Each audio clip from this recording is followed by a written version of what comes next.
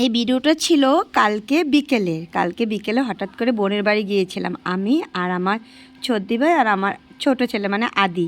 আমরা তিনজন গিয়েছিলাম। তো বোনের বাড়িতে বিকেলে গিয়ে অনেক সময় বসলাম, গল্প টল্প করে আসার সময় হঠাৎ করে দিদি বলল যে চল আজকে একটু শ্যামবাজার থেকে ঘুরে যাব। তো অনেক দিন থেকে যাওয়া হচ্ছে না। আর এমনও শুনেছি যে শ্যামবাজারে শীতের ড্রেসগুলো নাকি 50% অফে দিচ্ছে।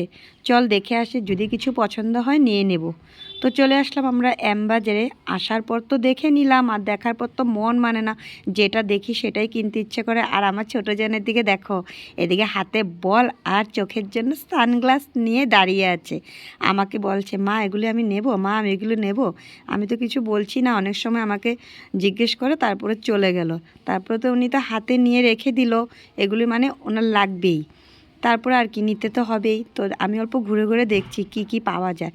আর ধুত ব্যাংক কি দেখবো, যেটা দেখি সেটাই পছন্দ হয়ে যায়। আর না নিতে পারলে মনটাও হয়ে যায় খারাপ।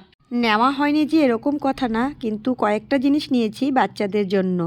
তো বন্ধুরা, তোমরা যারা যারা আমাদের এখানে আছো গিয়ে একবার দেখে আসতে পারো শ্যামবাজারে। বাচ্চাদের অনেক কিছুই 50% অফে দিচ্ছে, বড়দেরও দিচ্ছে। একবার দেখে আসতে পারো, গিয়ে বসে দেখো না ঘরে।